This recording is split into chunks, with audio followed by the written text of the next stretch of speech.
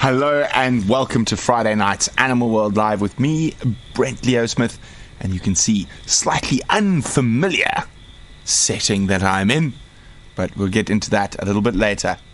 Let's get going.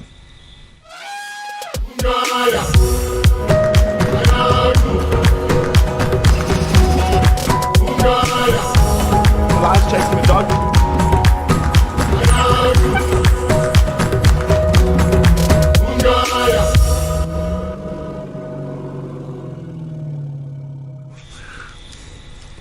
Yes, I'm trying to find my spot. This is a new chair, a new place, and welcome. We are in the heart of Pridelands tonight, and as wild dogs do, we have moved our den site. So we have migrated. There were too many fleas, parasites, and marauding predators around, so we decided to move to where there are far more fleas and marauding predators. Very, very exciting for us. We have left the wildlife estate and our home at Painted Dog TV for the last year and a half, and we are now in the heart of Pridelands at the old farmhouse. So it's quite exciting for us. It's a massive house. It is an absolute mess at the moment, so we're not going to show you what it looks like tonight, but we will over the next few weeks and whatnot. So very, very exciting. Let's see who we've got with us. Hello, Butterfly. Brent is the boss. Thank you. Mac Rambo, Annie, Weedy in Washington, Julie, Costa. Thank you so much, Marcy, Jan, Boo, Linda, Butterfly. Oh, I said Butterfly. Ricky, Octo Girly, Boo in Arizona, Lucas, Liz, TJS Widget, Ricky, oh, again, Marcy, again, sorry, David. Okay, thank you to everyone who is joining us. Rosalind, Kat, Long Pants. It is a bit chilly. It is winter. Yes, well spotted, Mim. Howard the hyena behind me. Well spotted. Thank you, Linda. Yes, it is amazing. Hi. Hello, Carla. Hello, Redstone Prime. Angie, Julie, love our guides. Catherine, Zenk, Rivki. Sorry, not Ricky. Rivki. Coast Rider. Yes. So it is quite exciting for us. It has been quite the adventure. As I wasn't around when most of the moving happened, so we can say a big thank you to Vim and Melissa and Brian and and Lucy and the rest of our incredible team that enabled us to move semi-seamlessly to our new home on Pridelands, and we're very excited. Hello, thank you so much, Mary. Hello, Janice.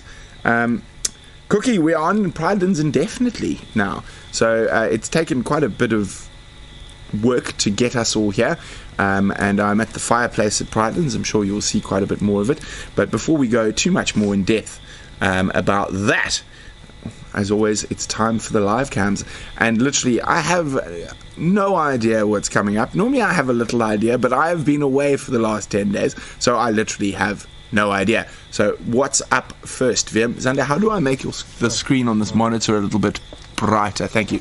Oh, we got a whole horde of animals. We're Impala, Kudu, and Inyala. Yes, it is Inyala.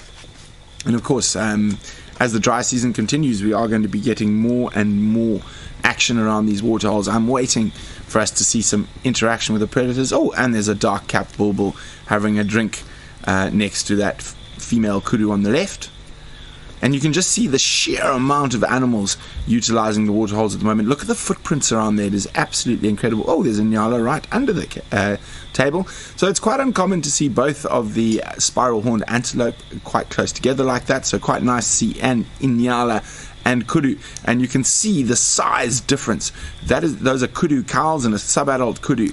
And those are big male Inyala on the right. So now you can actually sort of imagine how much bigger a kudu is actually than an Inyala. There we go. He has a young male. Oh, no, it's another Inyala. I thought it might be a young male kudu. But you can see the kudus are much, much bigger. And as always around the waterhole, everyone's on high alert in case the lions are lurking. Oh, some oxpeckers coming to drink as well. Using the... Oh, it was going to have a drink, then decided there must be something tasty on the Impala. Liz, of course, we remembered to pack the puppy. I wouldn't go anywhere without Flower. There we go. Okay, so we're gonna probably have a little bit of a shorter Animal World Live tonight, as most of us are a little bit fatigued is probably the right word. So let's jump across to the next clip. Oh, yay! It's not No Hope. It's number 30. I can't remember the numbers. My brain is dead. But always great to see the rhinos. And you can see the calf suckling. It isn't that great. That is absolutely wonderful. Oh, just magical to actually just watch them and see how their ears are constantly moving around, listening to what's around. They rely heavily on their hearing and sense of smell. Rifki Weber. So your name is pronounced with an F. So Rifki. Okay, there we go. I won't get that one wrong. I should remember that one, Rifki. Thank you for that. So always great to catch up with the rhinos. And those waterholes are wonderful. I still can't believe we haven't caught the black rhinos once on one of the cameras, but I'm sure our time is coming. Maybe I'll be pleasantly surprised shortly. What is next? Oh, nighttime. Oh, yay, a civet. They are absolutely beautiful animals. Hard to believe that they were kept in cages in the late 1800s and well into the 1900s, so people could take their anal secretions to use in perfume. So some of those fancy old Chanels and what would have been used for perfume. Oh, we're on to the next one now. What was there? I don't know. I just saw the waterhole. Oh, a slinky little genet. Now that is not the same genet that we used to get on Criticam regularly. Now remember, that one had a white tip to its tail, making it a small spotted genet. This is a large spotted genet with the black tip to the tail. Now size wise it's quite difficult to see the difference, but the large spotteds are a little bit bigger. And very nice to see them having a little drink. Redstone Prime, yes, all animals are absolutely beautiful. Apparently I must be saying absolutely beautiful quite a lot. Yes, Marcy, I'm glad they don't use civet anal paste for perfumes anymore as well. I think it doesn't matter how nice the perfume smelling is, the fact that it was made out of an anal paste would be quite perturbing. And of course also the horrible things those poor animals had to endure. Okay, so let us go to the next one. What have we got? Ah, I know, a firm favourite of everyone's, the giraffes.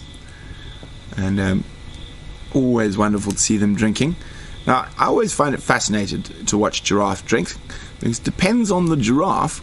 That giraffe is moving the camera by eating the acacia. Did you guys see that? That camera moved a little bit, and I'm pretty certain it's from the giraffe eating the acacia leaves above it, and that is moving the camera, giving it a little wobble. Hopefully it doesn't eat the camera.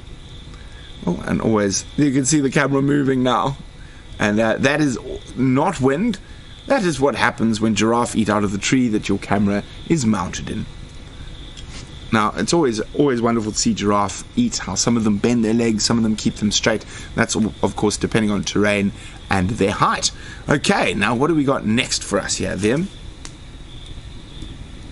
Oh, nighttime again. Oh, I got excited and thought it was a lion, but now I realize it is a zebra coming out of the darkness.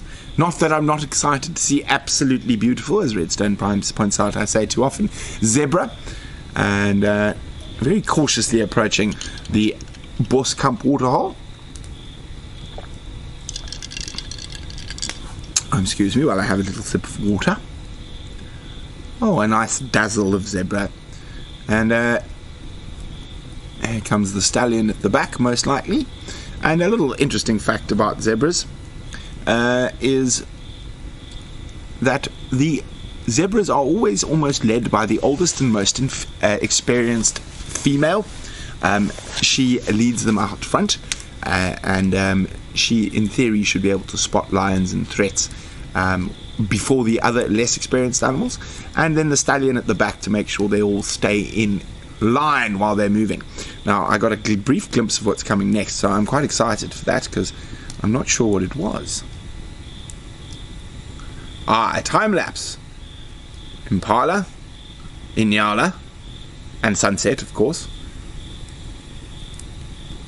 Diker as well.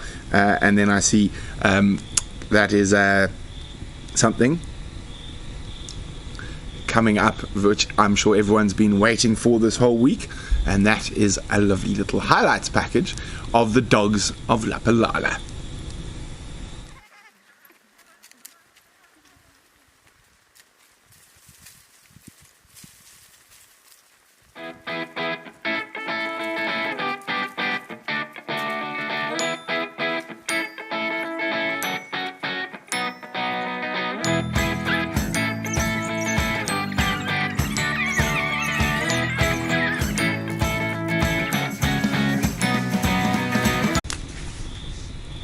Sorry about that. Yeah, so I'm back. Okay, I'm back. Okay, cool. Sorry about that. We still have some teething errors as we move into our new home. And speaking about that, Viam, how much of a problem would it be if I swapped Zululand and work week around? Not a problem. Sandy's shaking his head. Okay, so it's fine. So speaking about, since we just had a bit of gremlins, when did we get the Wi-Fi up? What time today? I wasn't here. Midday. Yeah, so we've been here for a couple of nights, and there was a minor panic.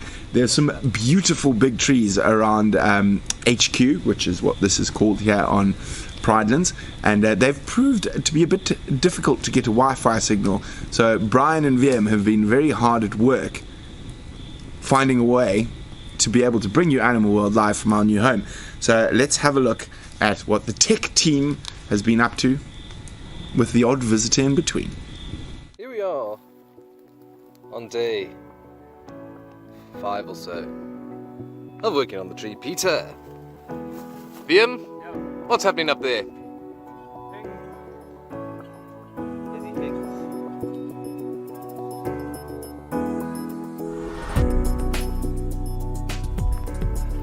So we dropped this out of the tree last time we were here, and then Something ate it. Something had a nibble. there was a brand new screwdriver. Not bad for a morning's work, seeing something like this.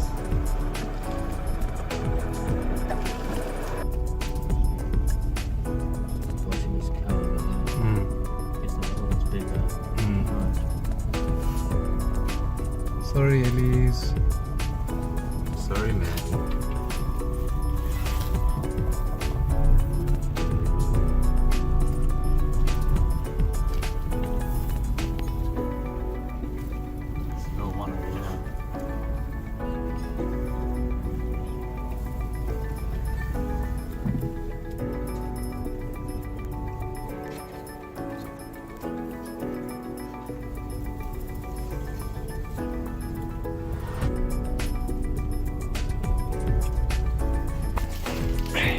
Oh,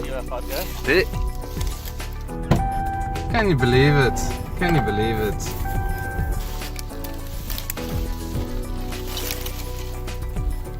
Yeah, now to figure out how to move this thing.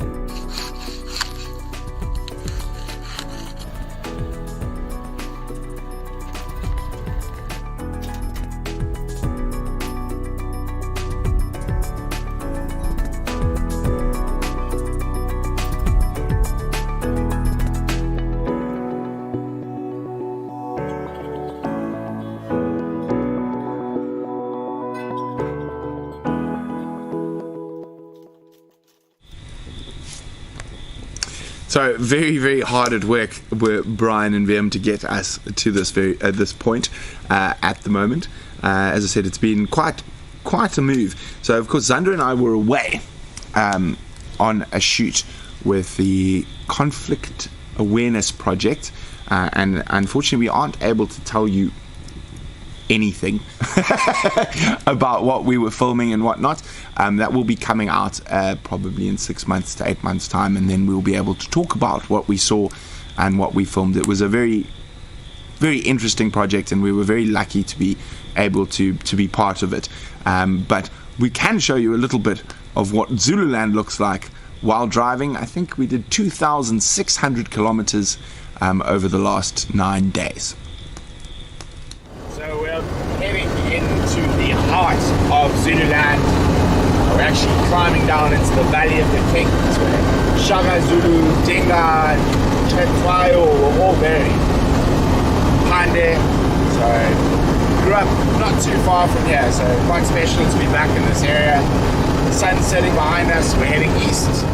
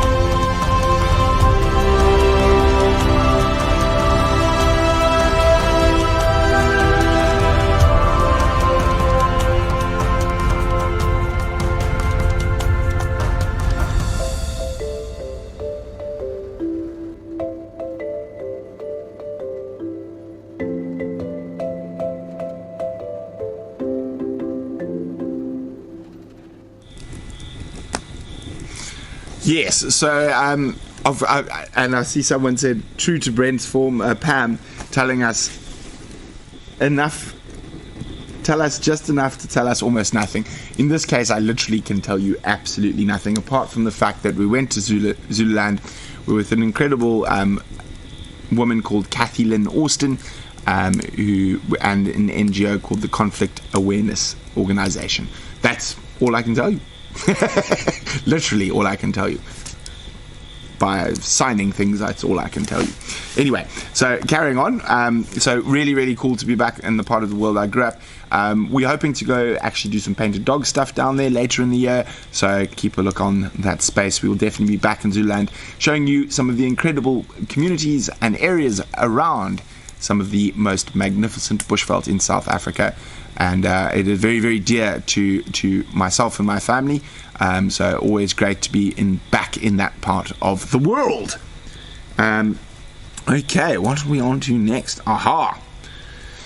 Now, living in the bush and not living in a manicured wildlife state as we were before comes with certain challenges.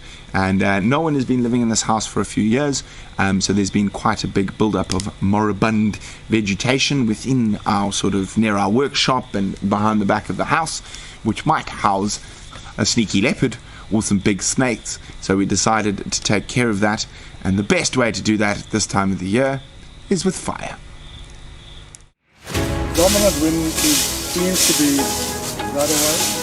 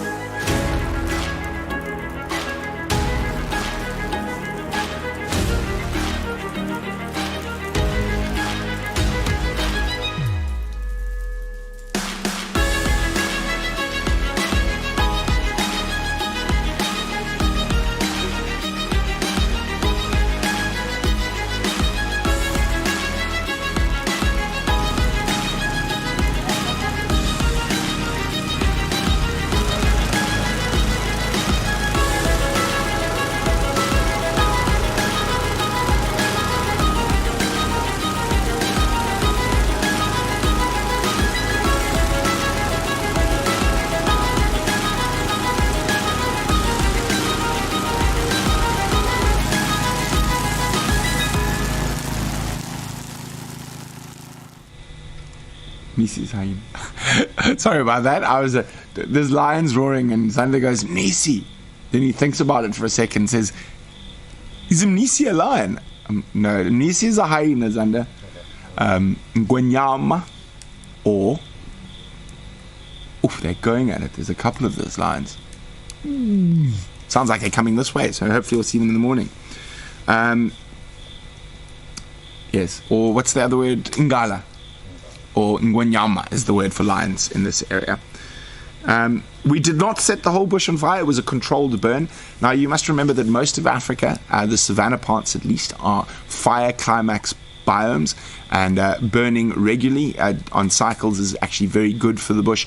It rejuvenates it, and all the growing points of grass are actually under the ground, and after a burn we will show you how quickly it becomes green and lush again, even with just dew and no actual rain. So quite exciting. Oof, these lions are giving it stick.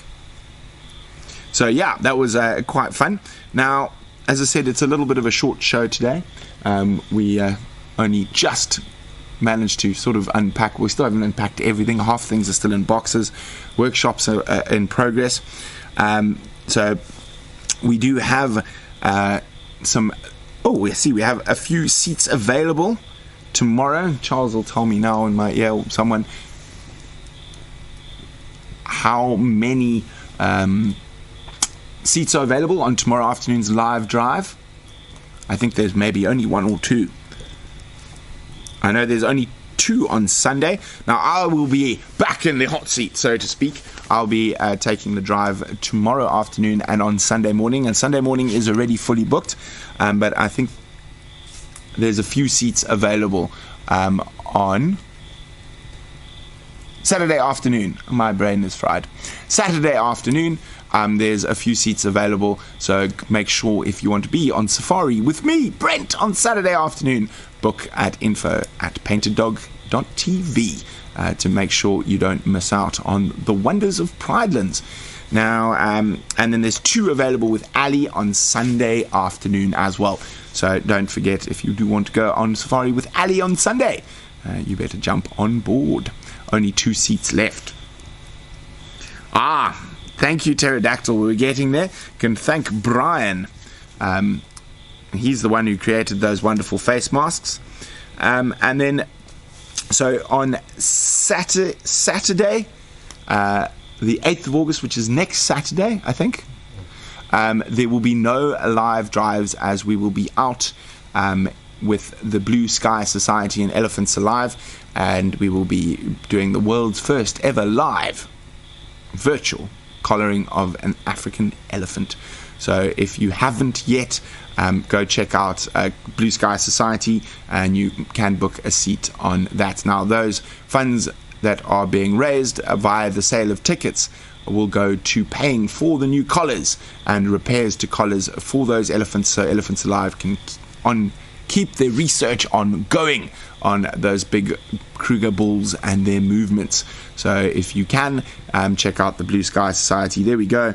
Charles is ahead of me and popped it up there, and that will be on Saturday the 8th of August, and unfortunately that means there will also be no live drives on Sunday the 9th of August, as all the live kit has to go with us quite far, and then we need to get it back the next day. So we will not be conducting live drives over the weekend of the 8th and the 9th, but we will be doing the live elephant collaring on the 8th with the Blue Sky Society and Elephants Alive.